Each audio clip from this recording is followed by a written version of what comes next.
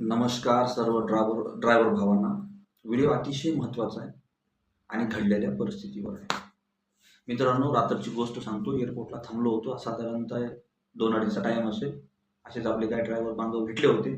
तुम्हाला तर माहिती आहे धंदे कसे आहेत. आणि ह्याच गोष्टीला वैतागून ते म्हणत होते की आपल्याला हे ड्रायव्हिंग क्षेत्र सोडून द्यायचं आणि कंपनीत काम करायचे. म्हणून म्हटलं चला आज व्हिडिओ बनवू. मित्रांनो, जिंदगीत परेशानी येत असतात. कुणीतरी म्हणलेलं आहे बघा, life is hard but not impossible. जगात अशक्य गोष्ट कुठलीच नाही, फक्त मेहनत करावं लागेल. आणि तुम्ही जे क्षेत्र निवडलंय ना, ते मी तर म्हणतो जगात सगळ्यात नंबर 1 क्षेत्र आहे. कारण का माहिती आहे, देशाच्या अर्थव्यवस्था बळकट करण्यासाठी सगळ्यात मोठा तुमचा वाटा आहे. सिंहाचा म्हणलं तरी हरकत नाही हो, कारण ड्रायव्हर आहे तुम्ही. ड्रायव्हरला हलक्यात घेऊ नका, कारण ड्रायव्हर होण्यासाठी ना काळीज नाही, दम लागतो. दम काय लागतं?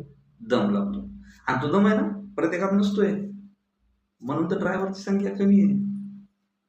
मित्रांनो, एक गोष्ट लक्षात ठेवा, गल्लीपासून ते दिल्लीपर्यंत आपल्या भारताची अर्थव्यवस्था मजबूत करण्यासाठी ड्रायव्हरचा सगळ्यात मोठा वाटा आहे.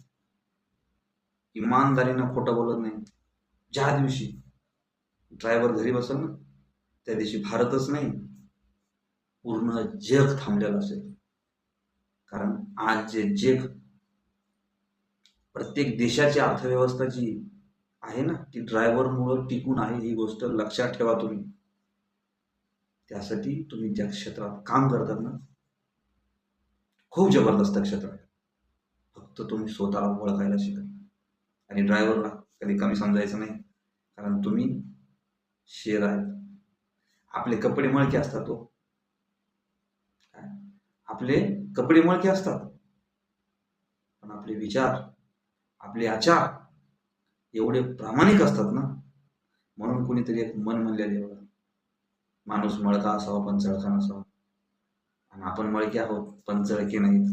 म्हणून कुठल्याही गाडीत जरी कामाला गेलो ना, कुठल्याही माणसाकडे कामाला गेलो ना, प्रामाणिकपणानं काम करणारी जर कुठली व्यक्ती असेल तर तिचं नाव ड्रायव्हर आहे.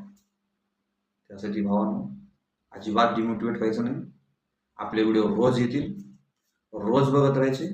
तुमच्या भावाला फॉलो करायचं, लाईक करायचं, शेअर करायचं आणि सबस्क्राईब पण करायचं. आणि घंटी ना, घंटी हा जोरात तिला दाबा, फोडून टाका, काय विषय नाही. चला.